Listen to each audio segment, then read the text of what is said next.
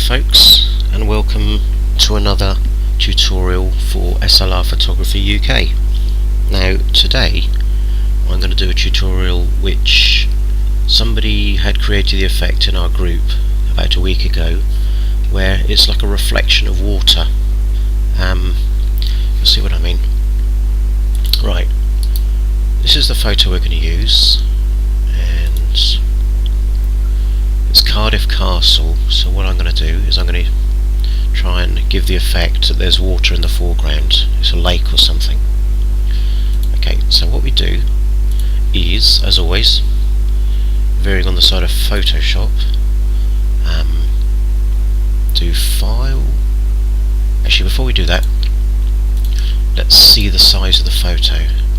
So the size of the photo will be, you right click on it, go to Properties and go to Details, Dimensions, that's the width and that's the height, that's in pixels, so it's 248 by 1024. Okay, just keep that in mind, it's the second one we're interested in. So again, open up Photoshop, go to File, New. In this case, right, I'm going to go through stuff bit by bit, and I'm going to sort of also explain the reasons I use certain tools, and I'll still keep it quite simple for everybody.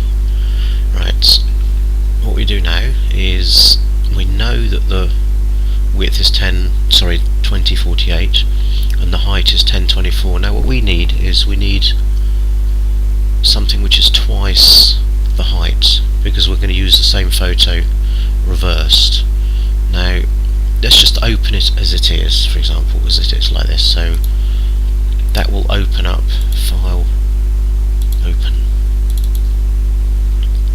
the single photo of 2048 by 1024. Now what we do, let's name this one first. So if we sort of get into a sort of habit of naming layers, then as we go to more advanced we won't get confused. So I'm going to call this top layer. Okay, right, now what we want to do is create the exact same height at times 2.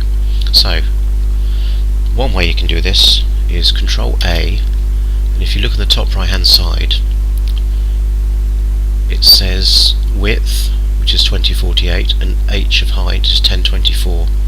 Now we want twice the height, so 1024 times 2 is 2048. The simple way, so you don't have to work it out, is go to Image, Canvas Size. Now click the top arrow there. Instead of pixels, use percents. Now we want to change the height to 200%, so type in 200, then press OK. Right, see? So now what we do is we get this top layer and we left click it and don't let go. Oh look, I've let go, oh dear. So drag it down, don't let go, and we've got another layer, top layer copy. We don't want it to be called copy, so if you left click on the blue bit really quickly, we can call it reflection layer. Okay, now again,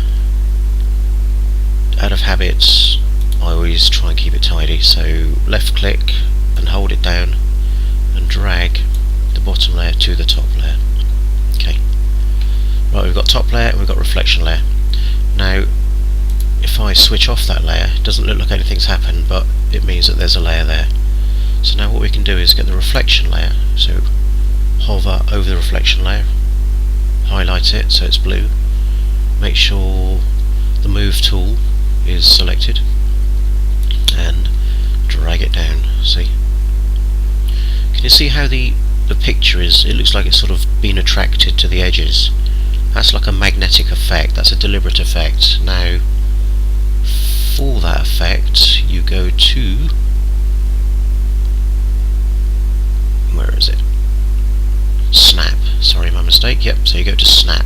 So snap really just snaps it to the edges, which is really useful in some cases, but other cases it can just be quite annoying. So I've got snap enabled. Now I'm on the reflection layer. Now left click and go to image.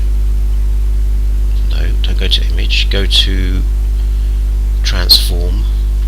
Go across very carefully because it often just comes off the box, and rotate it 180%, 80 degrees, which gives you that effect. Okay. Right, so we've turned it upside down now.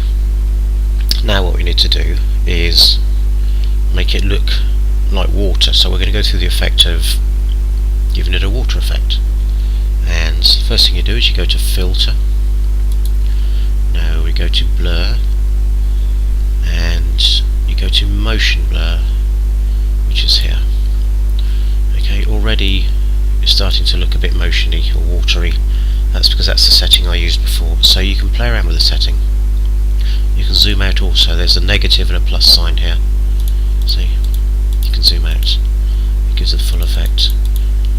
Now play around with the setting. I think for this picture probably, I don't know, about 44%. Okay, doing okay. Now we've got that layer done. Now at the moment it all looks very glass-like, so what we need to do is make it look a bit more realistic. So we go to our tool called the blur tool, which is over on the left, and we've got quite a big brush. The way to change the brush size is right click and you can change it. So you can move the arrow up or down, or the hardness. So I would say, I don't know, 400 pixels for the diameter, which is the size of the brush. Hardness, have it 0%. Okay, click off there. Make sure that layer is labelled, and just cover over it. Just go over it, like so. Okay. Now what we need to do is go to the smudge tool. Same again. Blur tool, go to smudge tool. Now with the smudge tool, I would say right click, I don't know, 135, whichever. You just decide, just have a play around with it. Each photo, when it changes in size, will vary the effect size. So I say 24, let's just see what happens. And yeah, see, it gives us a sort of smudgy, watery effect. Normally just get around the edges and stuff. Okay. Maybe make it a little bit bigger.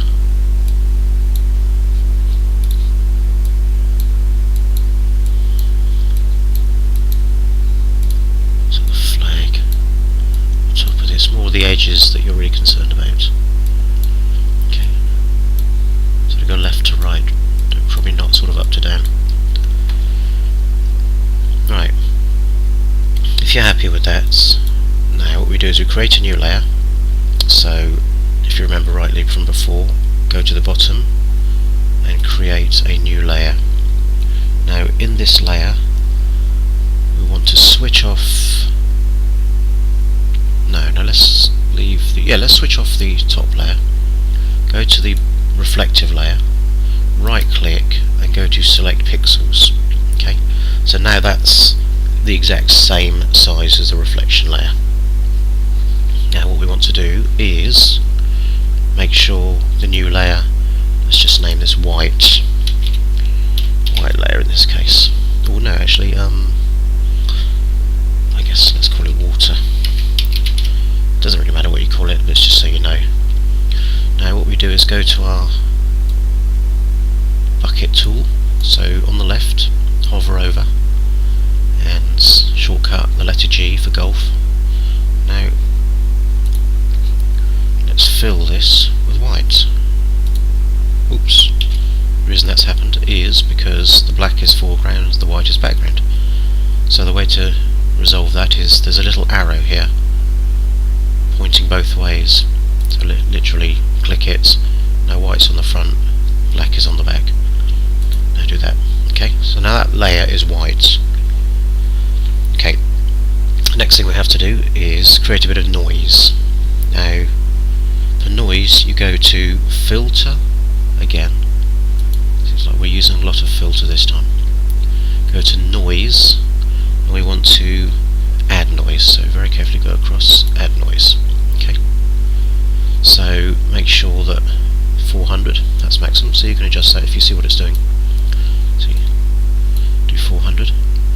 Have it Gaussian set, and have it monochromatic, which is black and white. Do it okay. Okay.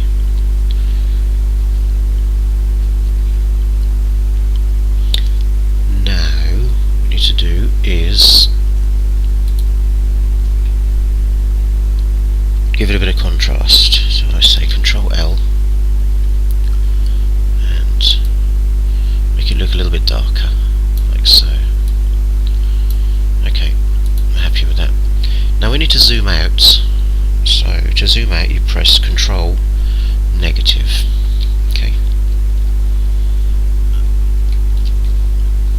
Now we want to make it look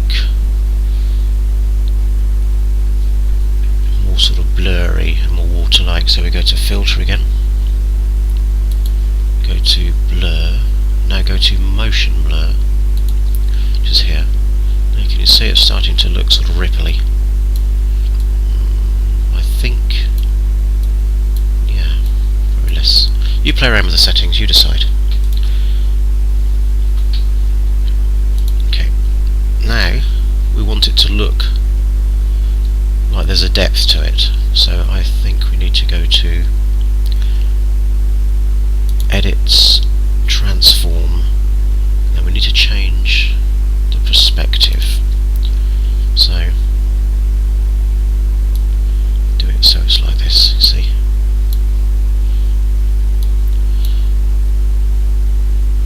Just a little bit more.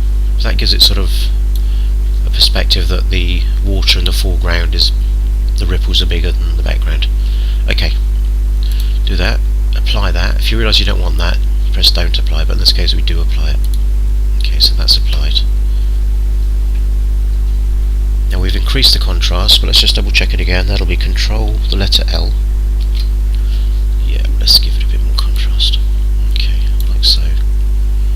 Same as when you edit photographs. I think there's been a tutorial about that. So this is the levels. Okay, do an OK to that. Now we zoom in again by pressing Alt and use the wheel on your mouse, or you can zoom in.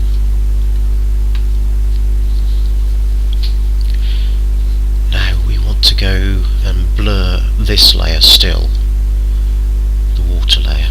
So go to Filter,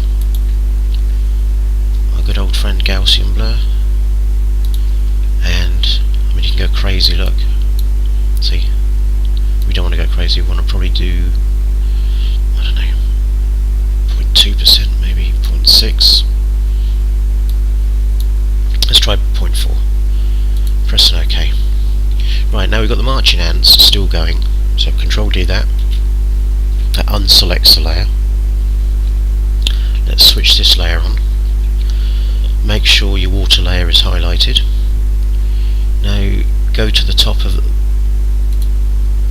the layers palette, there's a drop down menu, and in the drop down menu there are all these options. So we want to choose soft light, which is, there we go, it's down there. Okay. Right, now you need to mess around with this layer. Just sort of tweak it, I guess. So press Control L again, and just give it a bit more of a realistic effect. So I say go a little bit darker like that.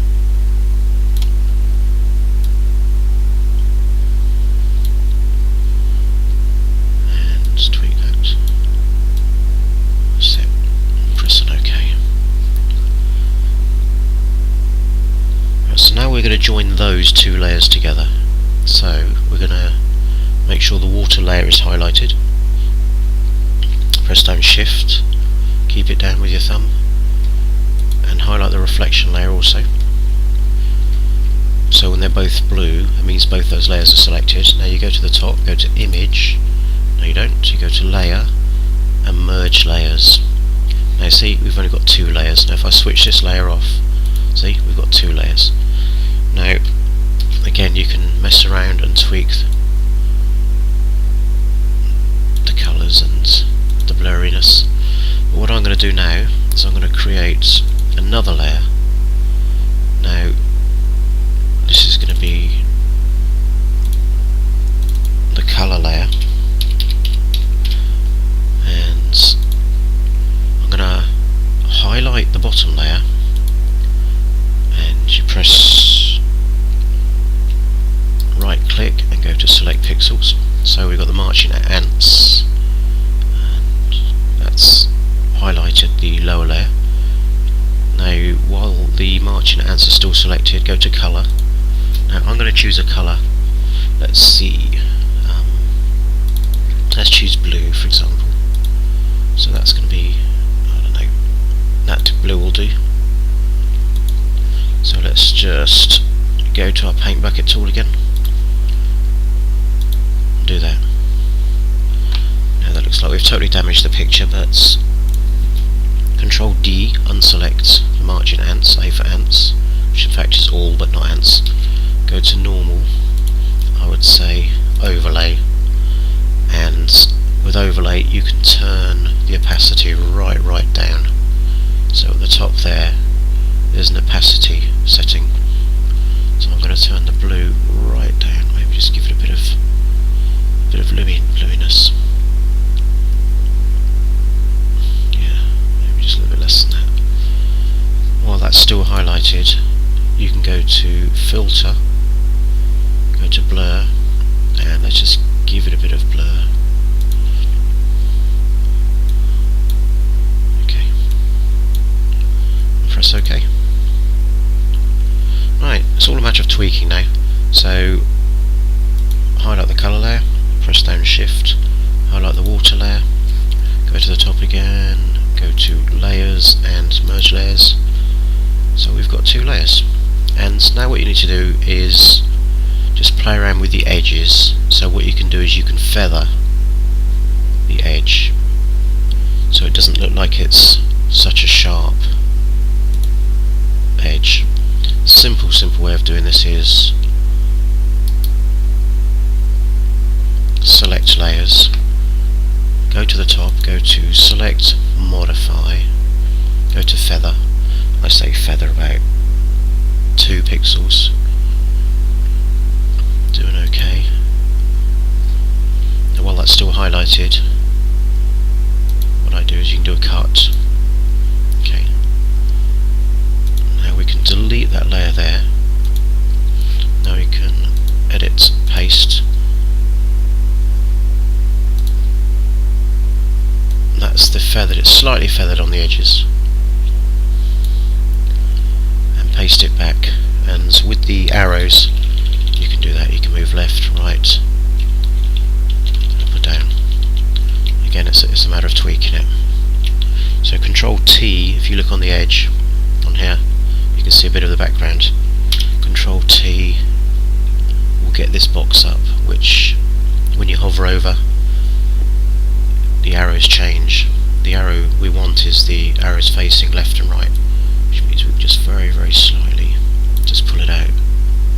Pull it out, there we go. It doesn't matter how far you pull it out, see the magnetic tool, can you see how that's just quickly, it's not letting me get anything in between that pixel and that pixel. So what we can do is, in this case, View, get rid of Snap, see, now I can very finely adjust, see, that's the difference. So in this case magnetic is quite annoying, or Snap as it's technically called. So apply that, there we go. That's just a very quick way of doing reflection. Okay, hope you enjoyed the tutorial. There are other ways of doing it, but as I said, this is the simplest way without using layers and masking and all sorts of other technical things. Okay, hope you enjoyed the tutorial. Thank you very much, bye bye.